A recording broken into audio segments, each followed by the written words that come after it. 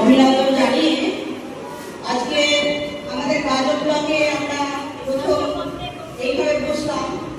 খুব ভালো লাগছে যে আমরা এতদিন চেষ্টার পর এতদিন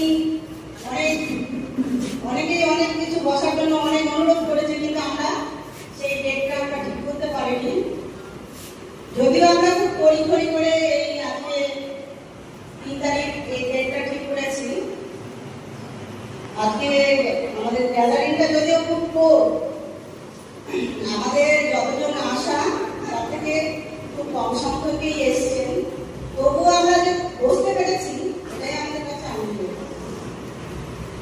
আজকে পশ্চিমবঙ্গ আশাকর্মী ইউনিয়নের তরফ থেকে আমাদের এখানে মঞ্চে উপস্থিত আছে বামুনপাড়া ব্লকের দরাগুন এমপি ভাগীরথী, আমাদের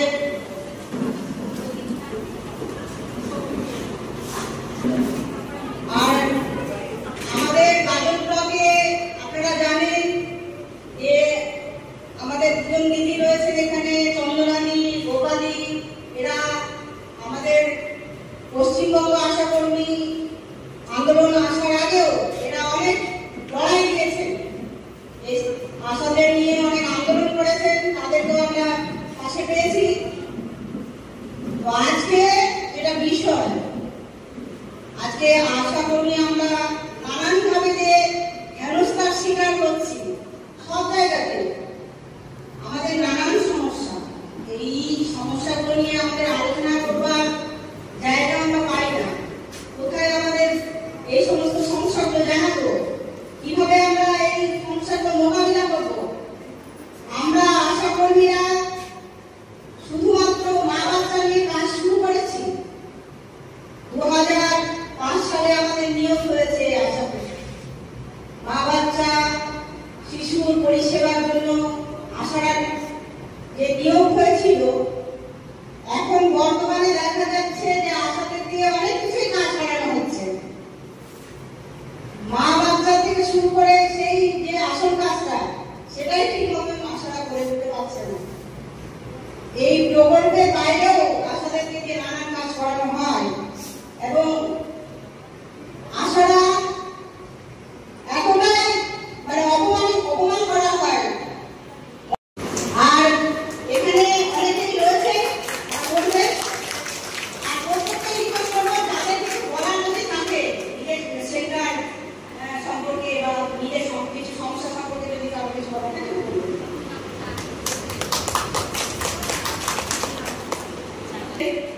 আমাদের প্রিয় দিদি ভাগীরথী পাড়ুই বামুনপাড়া ব্লক থেকে এসেছেন।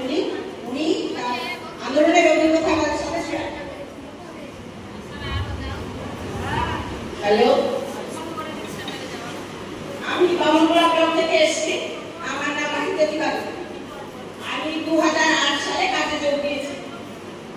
2008 সালে কাজে যোগ দেওয়ার পর থেকে আপ্রাণ চেষ্টা করেছিলাম একটা সংগঠনে, কারণ সংগঠনে কি কাজ হয় সেটা আমি কাজে যোগ দিয়ে বুঝতে পেরেছি।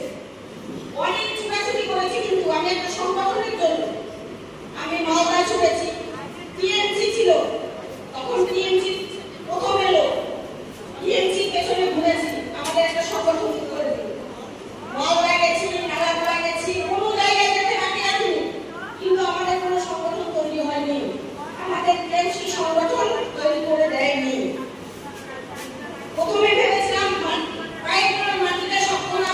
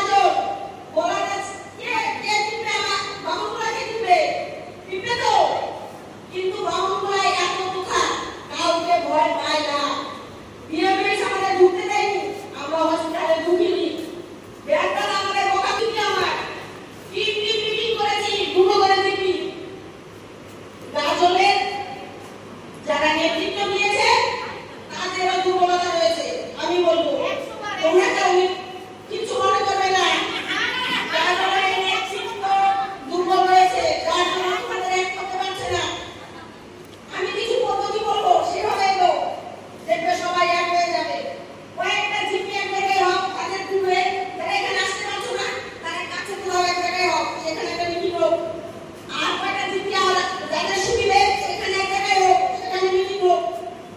প্রত্যেকটা জিপির দায়িত্ব গ্রহণ করে মেনে নাও। দায়িত্ব নিতে হবে, নিজেকে এগিয়ে দিতে হবে, পরিশ্রম করতে হবে। পরিশ্রম না করলে কিচ্ছু হবে না বলে দিলাম। আর সংগঠন ছাড়া কিচ্ছু হবে না।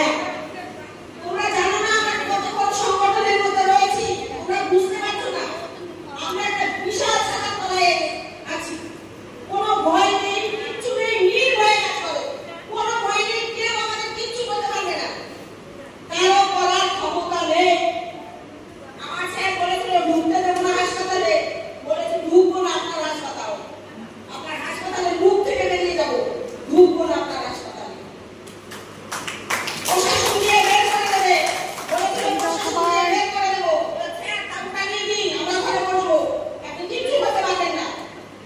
তবে নিজেকে সাহসী হতে হবে, নিজের কাজের জন্য নিজেকে এগিয়ে আসতে হবে। আমাদের কেউ কিচ্ছু করতে পারবে না। একটা কথা মনে রাখো, আমরা যে সংগঠনের ছাতায় তলায় রয়েছি, কারো কিচ্ছু করার ক্ষমতা নেই। সবাই এগিয়ে এসো।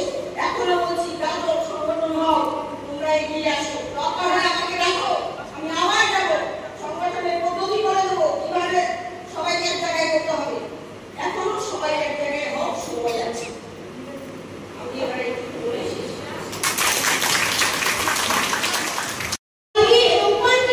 দুটো কথা, পরিমাণগত এবং গুণগত। তো পরিমাণ ভালো করি না, আমি চোখ কানা আছে করি কি, গুণগত দিকে তো করি। আর গুণগত দিকে পড়তে গেলে বাংলা ইংলিশ নদীর বক্তব্য রাখলো, শুনে কানটা ঝুলিয়ে গেল। কারণ আজকে সে জীবন দিয়ে বলতে পারছি, আমরা কেন পাচ্ছি না? কেন পাচ্ছি না? আমরা বড় নিন্দা বড় চর্চা হয়ে আছি। এবার আমরা কি চিন্তা করছি বলতো? হে পূর্ণিমা করছে না, ফটো করছে না, বই করছে না, কেন জানো আমি? কিন্তু না, কি করতে হবে? আমার সেটাকে কিভাবে মোটিভেট করতে পারি? আমরা ছয়জন মধ্যে আর পাঁচটা মোটিভেট করতে হবে। মানবিক ফোন করে, মানবিক বলে মানবিক ঠিক করে থাকবি, সবাইকে মোটিভেট করবি, এটা করবি, ওটা করবি। সবথেকে বড় কথা হচ্ছে আমাদের আশাদের মধ্যে কাজে লাগছে যে ফোনটা রিসিভ করতে, ছয় মিনিট করে চলে ফোনটা রিসিভ করতে হবে। সে না বুঝতে পারে, সবাই না বোঝে না, কি বললো না বললো, তাই কি করতে হবে? তাকে বোঝাতে হবে, তাকে বলতে হবে। আজকে দেখো কত দিদি কত কিছু কমপ্লেন করলো। দেখো একটা জিনিস বলি, গতকাল আমাদের সরকার পাড়াতে রাস্তা খুব খারাপ, আমরা ঠিক আছে, রাস্তা খুব খারাপ, সংঘবদ্ধ হয়ে কয়েকজন রাস্তায় নেমেছে। দেখলাম কি কয়েকজন আসলো, এসে ওই ব্যারিকেডগুলো উঠে দিল, রাস্তাগুলো ফেলে দিল। এবার তখন দেখলাম কি কাতারে কাতারে লোক জমা হয়ে গেল, আর বাপরে পুলিশ থেকে আইসক্রিম শুরু করে সবাই চলে এলো। কি ছিল আমাদের ব্যাপারটা করতে হবে, কি করতে হবে? আজকে যে নেত্রী আছে, আরে নেত্রী মানে কি তার দায়িত্ব সব? না, কখনোই নয়। নেত্রীকে সহযোগিতা করতে সাহায্য করবে কারা? আমরা। তবেই তো, হ্যাঁ, আমরা কি করি? না, আজকে যে নেত্রী হবে তাকে আমরা সংঘবদ্ধভাবে সবাই সাহায্য করবো, তবেই তো। আজকে একটা সমস্যা হতেই পারে, হয়েছে, তাহলে কি করতে হবে? আমি সবাইকে দেখতে পাই 10 জনের মধ্যে 7 জন যাতে 3 জন যাবে না, অতীতেও ছিল, এখনো আছে, ভবিষ্যতেও থাকবে। ঠিক আছে, তাহলে কি করতে হবে? আমাদেরকে সবাইকে অতীত হয়ে গেছে, বর্তমানে চলাফেরা করতে হবে। এবং বর্তমানে চলাফেরা করতে গিয়ে যা ফেস করতে হয়, আরে নিজেরা পারবো না। আমার বাবা দিদি কত সুন্দর কথা বললেন, ওনার কথাতে আমি সত্যি আমি মনটা পড়ে গেছি। আরে কেন পারবো না? আজ তো বয়স হয়ে গেছে, বয়স হয়ে গেছে বেতনটা নিবো না, বেতনটা নিবো। আমার 2 পা চলে না, আর 2 পা চলে গেছে আমি সাহায্য করে যাবো। দেখেছি লোকটা আমাকে ধরে নিয়ে এসেছে, পয়সা দিতে পারবো না, বলছে বল কখনো না, 2 পায়ে পায়ে বলতে আমি এখানে নিয়ে এসেছি, আর দিয়ে যাবো। আরে পায়ে খাতা পাতা পায়ে কম না, আমি পয়সা দিতে না পাই, এমনি হয়ে গেল। এআইইউসি দৌলত হয়েছে, ইউনিয়ন, এই ইউনিয়নের দৌলত হয়েছে। 26,000 টাকা বেতন দিয়েছে, আমি মাসের দৌলতটা বলতে দিই, মাসের বেতন না হয়েছে, গিয়ে দেখুন 26,000 টাকা হয়েছে। টাকা কিন্তু ভালো লাগে, পয়সা পাইল কখনো না। সম্ভবত যেভাবে কাজ করে যাবো, আর এই কাজ করতে গেলে যা যেরকম যেখানে ফেস করতে হবে অবশ্যই তো ট্রাই করতে হবে। ভাই আমার কিছু নাই, ওই আজকে আসবো, তাকে জলবায়ু চাকরি গাড়ি ভাড়া দিব, আর ভ্যাট করবো, তাকে হয় না, টাকা শুধু সত্যি নেবো। দিদি তোমরা কিভাবে কি করেছে, কোথায় কোন চেষ্টা করেছো? সবাই কিন্তু কাজ করে। আর কিছু বলার দরকার আছে পড়াবো, আর কিছু বললাম না, শেষ করলাম বাড়ি।